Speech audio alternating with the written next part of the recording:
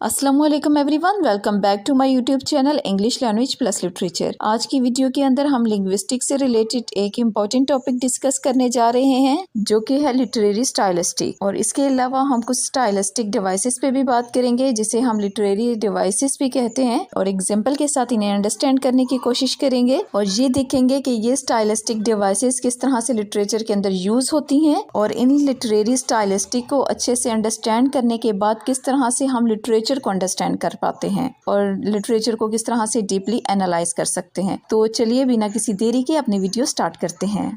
Stylistic is the branch of applied linguistics that looks at the way language is used in the text, particularly in literature. It examines the unique ways writers use words, phrases, and other language tools to make their writing distinctive and interesting. It is a mix of studying language and analyzing literature. दरअसल stylistic applied linguistic की एक branch है जिसमें हम ये देखते हैं कि राइटर किस तरह से अपने वर्क को मुनफरिद बनाने के लिए और खूबसूरत बनाने के लिए अपनी राइटिंग को किस तरह से यूज़ करता है, और अपने वर्क के अंदर कौन से वर्ड्स यूज़ करता है, फ्रेजेस कैसे यूज़ करता है, और लैंग्वेज टूल कौन से यूज़ करता है। लैंग्वेज टूल से मुराद ये है कि वो फिगरेटिव लैंग्वेज कौन सी यूज़ करेगा, आयरनी यूज़ करेगा, मेटाफोर यूज़ करेगा। वो जितने भी स्टाइलिस्टिक वर्क हैं वो अपने वर्क के अंदर यूज़ करेगा ताकि उसे यूनिक और खूबसूरत बना सके। तो बेसिकली हम कह सकते हैं स्टाइलिस्टिक के अंदर हम लिटरेचर की स्टडी करने के साथ साथ लैंग्वेज को स्टडी कर रहे होते हैं। और अब हम लिटरेरी स्टाइलिस्टिक के अंदर लिटरेरी डिवाइसेस की बात करेंगे जिसे हम स्टाइलिस्टिक डिवाइसेस भी कह सकते हैं या लिटरेरी डिवाइसेस भी कह सकते हैं। तो ये जो लिस्ट आपको नज़र आ रही है ये सारे एलिमेंट लिटरेरी डिवाइसेस के हैं या स्टाइलिस्टिक डिवाइसेस के हैं, और हम इनको वन बाय वन डिस्कस करेंगे एग्जाम्पल के साथ ताकि हमें इनके कॉन्सेप्ट को समझने में आसानी हो। तो फर्स्ट वन इज़ अलिट्रेशन। एक सेंटेंस के अंदर हम देखें तो काफ़ी सारे वर्ड्स यूज़ होते हैं, और अगर हर वर्ड का फर्स्ट वाला जो लेटर है या फर्स्ट साउंड वो एक जैसी हो तो उसे हम अलिट्रेशन कहते हैं। Alliteration is when the same letter or sound occurs at the beginning or closely connected words. It makes the sentence sound catchy and rhythmic. For example, seashell, seashells by the seashore. इस sentence के अंदर देखें तो जितने भी words use हुए हैं उनमें जो फर्स्ट वाला लेटर है वो एस है, तो बेसिकली यही एलिट्रेशन कहलाता है। Katie Wales dictionary of stylistic के अंदर स्टाइलिस्टिक की डिफिनेशन करते हुए कहते हैं कि स्टाइलिस्टिक का मतलब सिर्फ ये नहीं है कि वो फैंसी और टेक्निकल चीज़ें देखना जिसे राइटर ने एक टेक्स्ट लिख दिया है, बल्कि स्टाइलिस्टिक के अंदर ये देखा जाता है कि वो सारी चीज़ें जो कि राइटर ने किसी लिटरेरी टेक्स्ट को लिखने के लिए यूज़ की हैं वो रीडर के ऊपर कितना इफेक्ट डालती हैं, उसे किस तरह से मुतासिर करती हैं। राइटर ने ओवरऑल जो भी वर्ड्स यूज़ किए हैं, फ्रेजेस यूज़ किए हैं, एक्सप्रेशन जो भी यूज़ किए हैं, वो ओवरऑल एक रीडर को क्या मैसेज कन्वे कर रहे हैं, उसके अंदर क्या फीलिंग्स उजागर कर रहे हैं।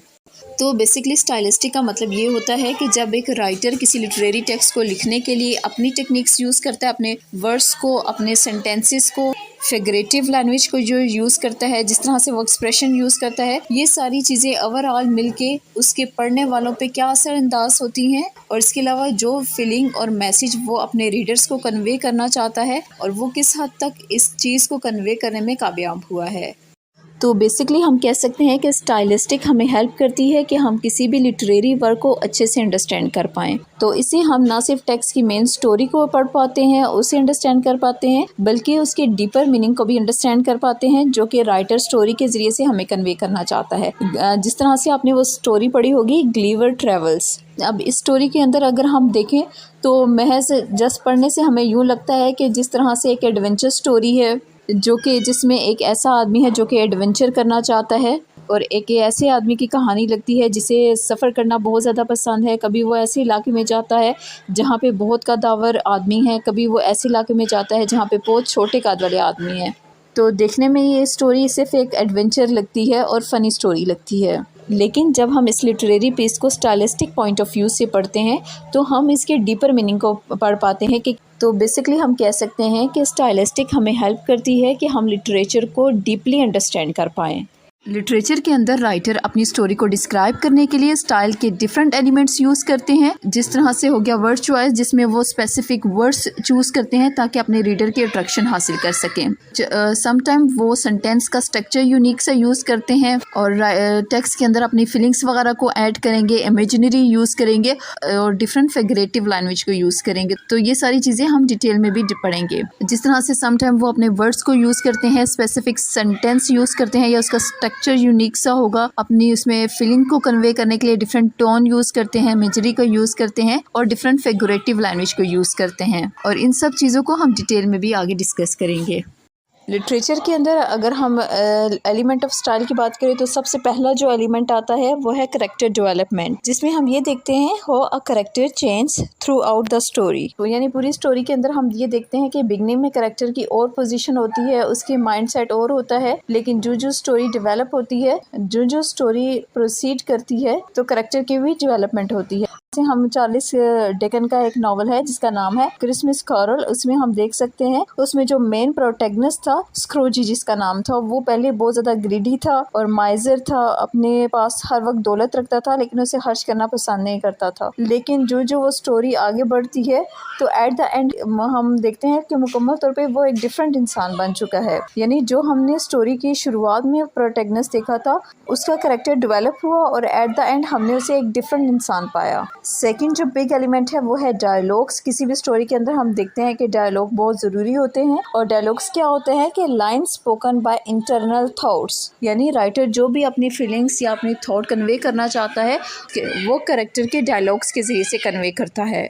जिस तरह से शेक्सपियर के कैरेक्टर हैमलेट का बहुत फेमस एक डायलॉग है, to be or not to be that is the question. और हम देखते हैं कि जब हैमलेट लाइफ और डेथ के साथ बहस कर रहा होता है तो ये फेमस लाइन बोलता है। और नेक्स्ट वन इज़ फॉरशैडोइंग, जिसमें हम देखते हैं कि कैरेक्टर्स को अपनी छठी हिस्स के ज़रिए से पता लग जाता है कि नेक्स्ट कुछ होने वाला है, मतलब कुछ या अच्छा इवेंट होगा या कुछ बुरा। जिस तरह से हम एडिपस रेक्स के अंदर देखते हैं, एडिपस रेक्स अपने बाप के कातिल को पकड़ने के लिए ज़्यादा से ज़्यादा क्लू इकट्ठे करता है, लेकिन साथ साथ वो अपने सेंसेस के ज़रिए से ये फील कर पाता है कि उसके साथ कुछ बुरा होने वाला है। तो ये फॉरशैडोइंग कहलाता है, जिसमें हम उस लिटरेरी पीस के कैरेक्टर को ये फील करते देखते हैं कि उसके साथ नेक्स्ट कुछ होने वाला है, इवन वो पॉजिटिव हो या नेगेटिव हो।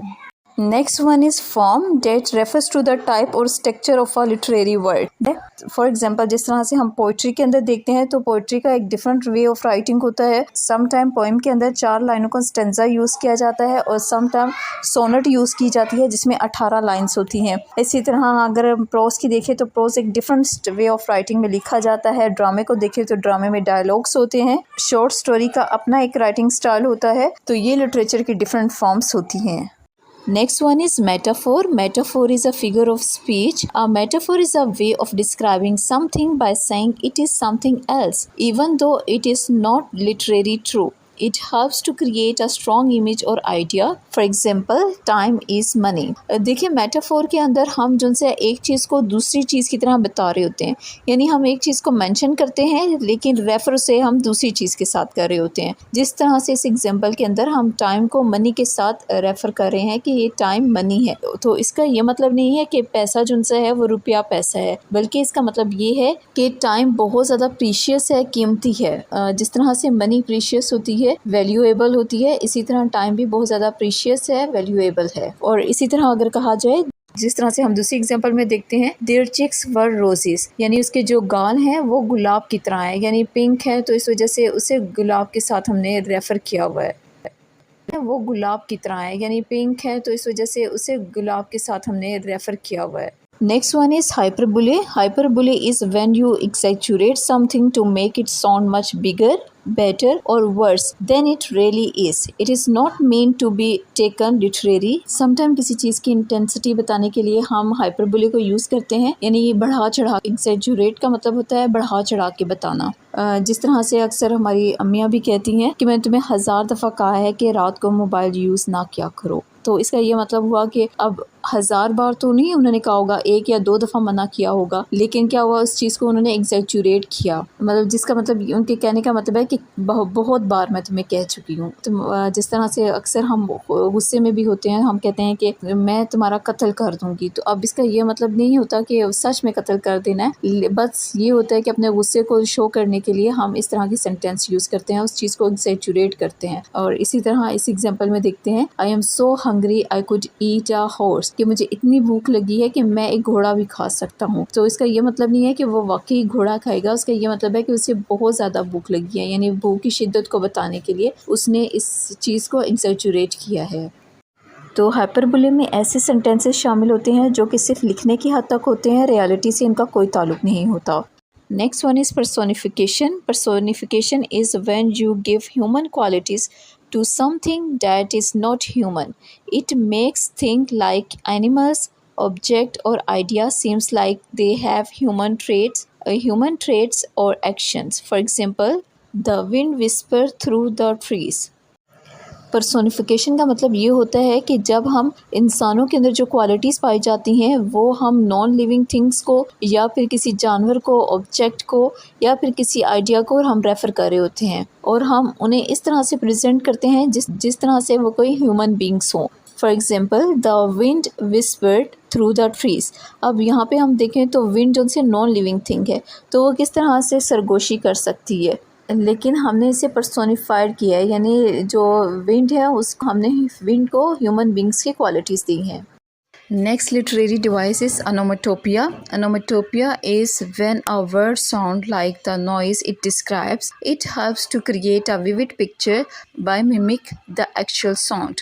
ओनोमेटोपिया का मतलब ये होता है कि जब हम किसी एक वर्ड को या किसी एक चीज़ को उसकी पैदा की आवाज़ के साथ रिलेट करते हैं, जिस तरह से वो चीज़ वो आवाज़ क्रिएट करती है वो शोर पैदा करती है। फॉर एग्ज़ाम्पल, जिस तरह से हम सांप को देखें तो हम सम टाइम कह सकते हैं हिस्स। अब क्या होगा कि ये सुनने से ही हमारे जहन में इमेज आ जाएगी कि सांप ऐसी आवाज़ पैदा करता है, तो हम सांप को उससे रिलेट कर देते हैं। सिमिलरली, अब जैसे बुस, बैंक, तो ये इस तरह की साउंड्स हैं जो कि किसी चीज़ से पैदा होती हैं और हम इन साउंड्स को उस वर्ड के साथ रिलेट कर देते हैं, तो इसी को ओनोमेटोपिया कहते हैं।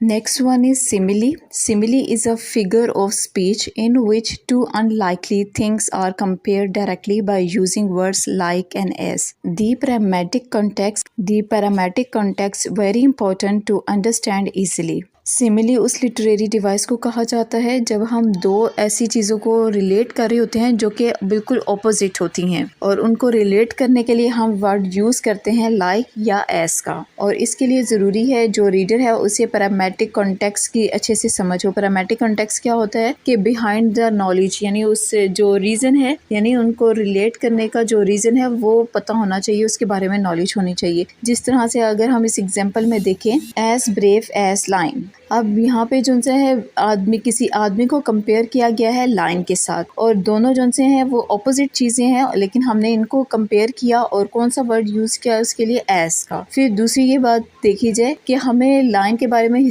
उसका जो प्रैग्मेटिक कॉन्टेक्स्ट है उसके बारे में हमें नॉलेज होना चाहिए कि हर कोई जानता है कि शेर जो है जंगल में सबसे बहादुर जानवर है। Next example is as black as coal. अब यहाँ पे हमने जो है ब्लैक कलर को कोल के साथ रिजेंबल किया है और इन दोनों को कंपेयर करने के लिए, इन दोनों को रिलेट करने के लिए हमने एस का वर्ड यूज़ किया है। और दूसरा ये कि सारे ही जानते हैं कि जो कोल होता है उसका कलर बहुत ज़्यादा ब्लैक होता है, तो जिस भी आदमी को कंपेयर किया जा रहा है कि वो बहुत ज़्यादा काला है, यानी ऐसा काला जैसा कि कोयला होता है। जब रीडर को कोयले के बारे में पता होगा, उसकी हिस्ट्री के बारे में पता होगा, तभी जाके वो उस आदमी के ब्लैक कलर को उस कोयले के साथ रिलेट कर पाएगा। Next literary device is allusion, and allusion is a subtle reference to well known person, place, event और work of art without directly mentioning it. तो अलुजन का मतलब ये होता है कि जब हम किसी एक पर्सन की खूबी को या उसकी वीकनेस को प्लेस के साथ या इवेंट के साथ, जो कि बहुत ज़्यादा मशहूर होता है, उसके साथ हम इनडायरेक्ट इनडायरेक्टली रिलेट करते हैं। आई रिपीट वन अगेन, अलूजन का मतलब ये होता है कि जब हम किसी शख्स को, उसकी खूबी को या उसकी खामी को किसी दूसरे वेल नोन पर्सन, प्लेस या इवन के साथ इनडायरेक्टली रिलेट करते हैं तो उसे हम अलूजन कहते हैं। For example, she has a Mona Lisa smile. तो सभी लोग जानते हैं कि मोनालिसा की जो स्माइल है वो बहुत ज्यादा फेमस है, यानी बहुत ही खूबसूरत उसकी स्माइल थी और हर कोई ये जानता है। तो यहाँ पे हमने जो उसकी स्माइल थी उसको हमने मोनालिसा की स्माइल के साथ कंपेयर कर दिया। नेक्स्ट एग्जांपल में देख लेते हैं, he has the Midas touch. और हम सभी लोग जानते हैं कि ग्रीक मैथोलॉजी के अंदर मिडास जो उनसे एक किंग का नाम था, जिसे ये क्वालिटी दी गई थी कि जब भी वो किसी चीज को टच करता था तो वो गोल्ड में कन्वर्ट हो जाती थी। तो यहाँ पे उस आदमी को इनडायरेक्टली मिडास किंग के साथ रिलेट किया गया है कि जब भी वो किसी चीज को छूता है तो मतलब उसमें प्रॉफिट होने लगता है। Next example is not be such a Scrooge. और हम लोग सभी जानते हैं कि स्क्रोजी एक फेमस कैरेक्टर है चार्ल्स डिकन का, जो कि बहुत ज्यादा स्ट्रिंजी था, क्रम्बी था, और इसमें इनडायरेक्टली एडवाइस की गई है कि इतने ज्यादा कंजूस ना बनो। Next term is oxymoron. Oxymoron is a figure of speech where two opposites or contradictory words are put together to create a unique meanings. Oxymoron में ये होता है कि जब हम दो words को एक साथ लिखते हैं और उनके opposites meaning हो, उनकी qualities different हो, जिस तरह से word हो गया पानी और आग, और हम देख पाते हैं कि दोनों की पानी की जो qualities हैं वो आग से बिल्कुल opposite है, और इस तरह आग की जो characteristics हैं वो पानी से different है। तो लेकिन दोनों को हमने इकट्ठा जोड़ दिया, जिस तरह से है बिटर्स स्वीट। अब बिटर क्या होता है, एक अनप्लेजेंट चीज होती है, जबकि स्वीट एक प्लेजेंट चीज होती है। तो दोनों को हमने इकट्ठे जोड़ दिया, तो दोनों वर्ड्स को इकट्ठे बोलने से, एक दूसरे के साथ बोलने से हमने एक यूनिक मीनिंग क्रिएट कर दिया। जिस तरह से हम कहते हैं कि जिंदगी में खुशी और गम साथ साथ चलते हैं। अब खुशी और गम दोनों ऑपोजिट चीजें हैं, लेकिन हमने इन दोनों को एक साथ लिख के तो एक यूनिक मीनिंग क्रिएट कर दिया है। Imagery is when writers use vivid and descriptive language to create picture in the reader's mind. It appeals to our senses like sight, touch, taste, and smell. For example, the autumn's leaves are blanket on the ground. और यहाँ पे descriptive language को use करते हुए हमें बताया गया है कि ख़ज़ा के मौसम में जब पत्ते गिरते हैं तो बिल्कुल ऐसे लगता है जिस तरह से ग्राउंड के ऊपर एक कंबल बिछा हुआ है। तो इस तरह से अब ये डिस्क्रिप्टिव राइटिंग यूज़ करके रीडर के माइंड के अंदर उसको क्लियर तौर पे एक इमेज बना दिया गया है। तो इमेजरी राइटिंग को यूज़ करते हुए हम रीडर के माइंड के अंदर उस पिक्चर को मुकम्मल तौर पर डिस्क्राइब कर देते हैं। Next stylistic device is irony. Irony is when you say something but means the opposite, often to be funny or to make a point. Irony के अंदर ये होता है कि जब हम कोई सेंटेंस प्रोड्यूस करते हैं तो इसमें हमारा जो लिटरल मीनिंग से हमारा जो कंसेप्शनल मीनिंग होता है वो डिफरेंट होता है। यानी कि अगर हम उस सेंटेंस का मीनिंग ओवरऑल देखें तो वो डिफरेंट है, लेकिन जब हम उसके कंसेप्शनल मीनिंग को बात करें यानी कॉन्सेप्ट के लिहाज से करें तो वो एक ऑपोजिट बात कही जा रही होती है। फॉर एग्जाम्पल, अगर किसी का छत लीक हो और बहुत ज़्यादा तेज़ बारिश हो तो छत टपक रहा हो तो कहा जाए कि व्हाट अ ब्यूटीफुल डे। हालांकि इसका लिटरल मीनिंग क्या है कि खूबसूरत दिन है, लेकिन कंसेप्शनल मीनिंग क्या है कि कह रहे हैं कि टेरिबल वेदर है, वेदर अच्छा नहीं है। और इसी तरह समटाइम जब कोई काम ख़राब कर देता है तो हम खुद भी कहते हैं what a good job.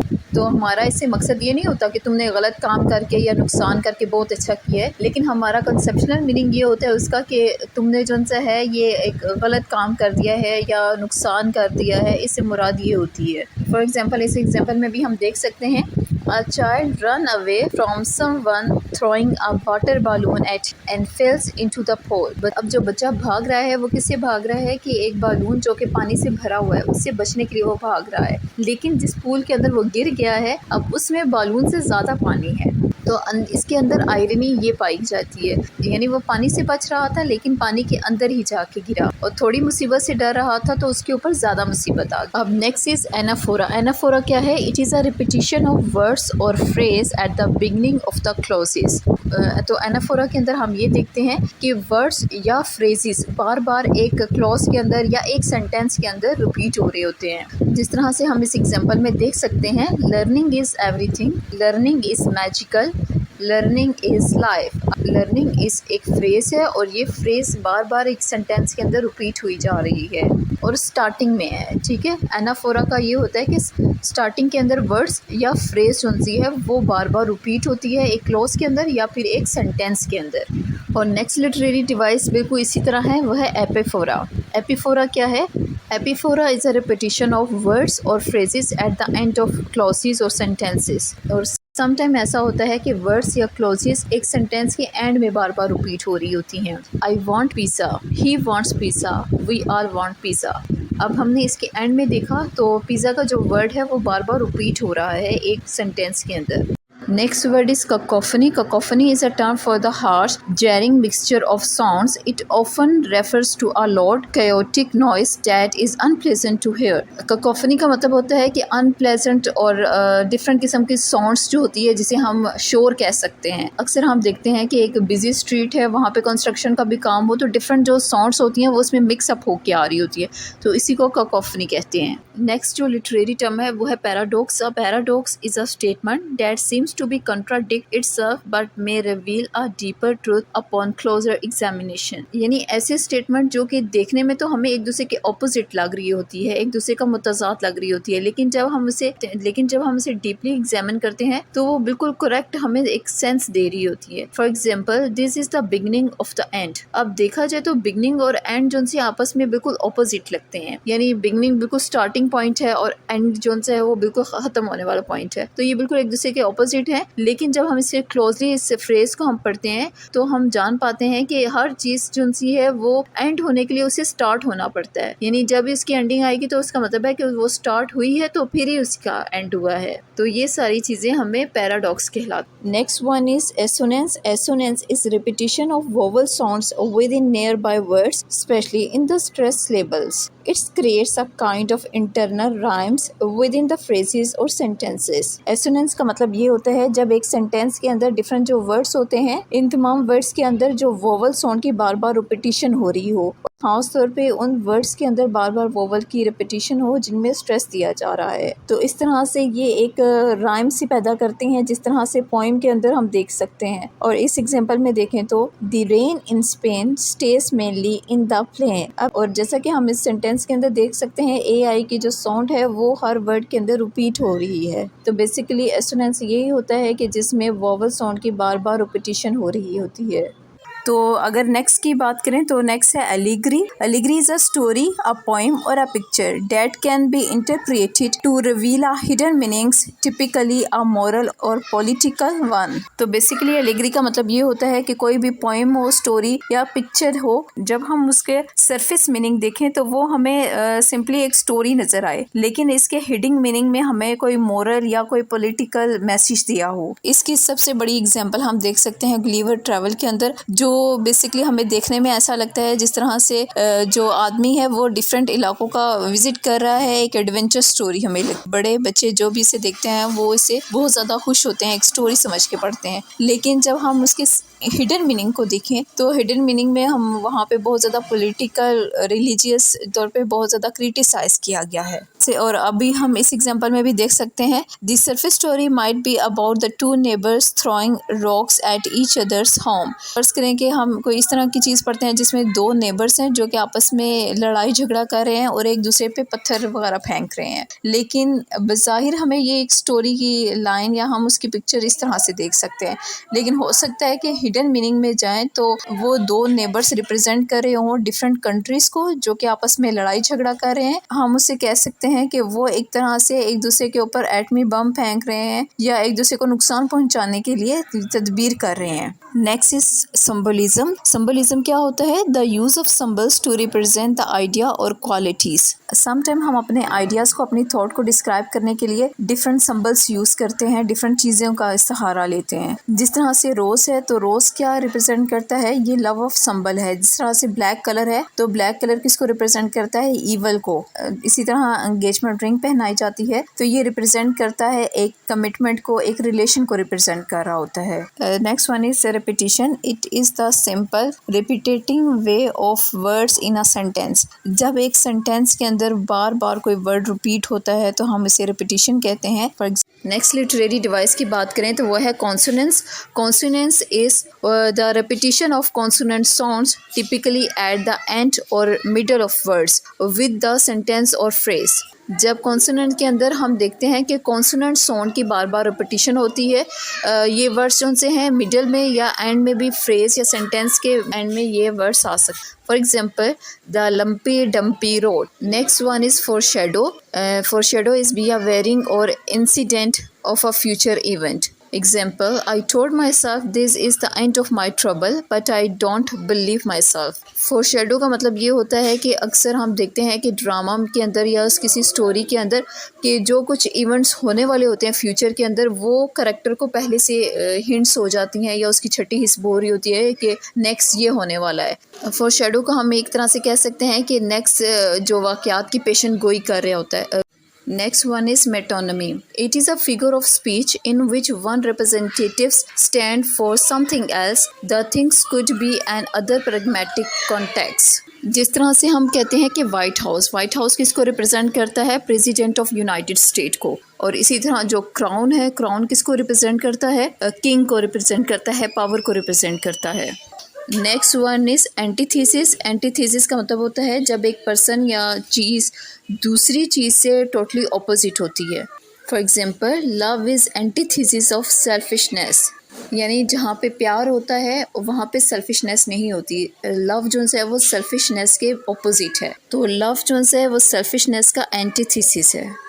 Next is chiasmus. Chiasmus is a two-part sentence or phrase where the second part is mirror image of the first part. chiasmus का मतलब होता है कि जब एक सेंटेंस के दो हिस्से हों या फिर दो फ्रेजेस यूज़ की गई हों, तो एक फ्रेज़ के अंदर या एक पार्ट के अंदर जो भी बात की जा रही हो, दूसरे के अंदर भी वही बात की जा रही है, लेकिन वर्ड्स हो सकता है चेंज हो, लेकिन मीनिंग उनका सेम होगा। जिस तरह से हम इस एग्जांपल में देख सकते हैं, she has all my love, my heart belongs to her. तो यहाँ पे हम देखें तो दोनों फ्रेजेस का मतलब एक ही है कि वो उससे बहुत प्यार करता है और दोनों के अंदर यही बात की जा रही है। नेक्स्ट लिटरेरी डिवाइस है मोटिव।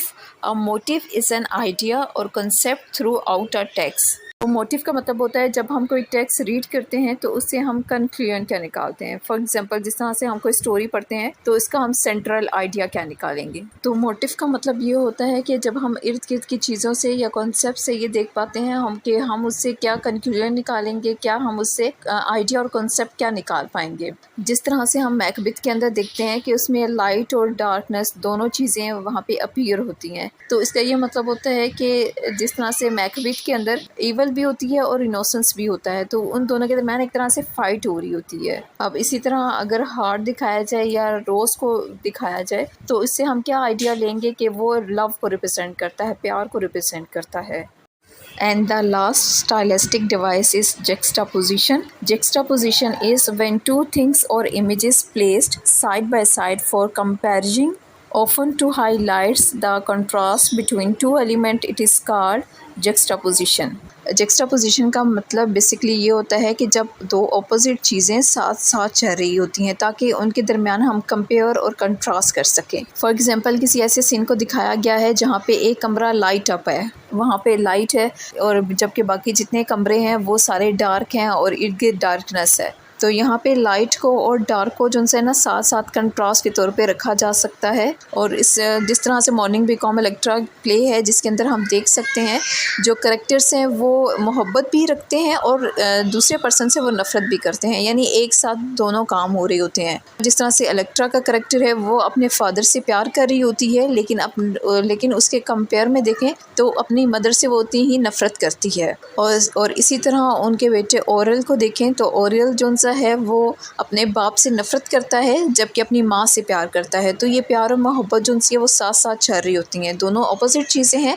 तो ये तो थी आज की वीडियो। उम्मीद है आपको वीडियो हेल्पफुल लगी होगी। और एट द एंड मैं आपको बताना चाहूँगी कि मेरे चैनल पे FA, BA, MA, BS honour English literature and linguistics से रिलेटेड वीडियो मौजूद हैं। तो अगर आप किसी भी क्लास के स्टूडेंट हैं तो इंग्लिश से रिलेटेड वीडियोस आप मेरे चैनल पे देख सकते हैं और मेरे चैनल को सब्सक्राइब भी कर सकते हैं। तो मिलते हैं नेक्स्ट वीडियो में, तब तक अपना बहुत सा ख्याल रखिएगा।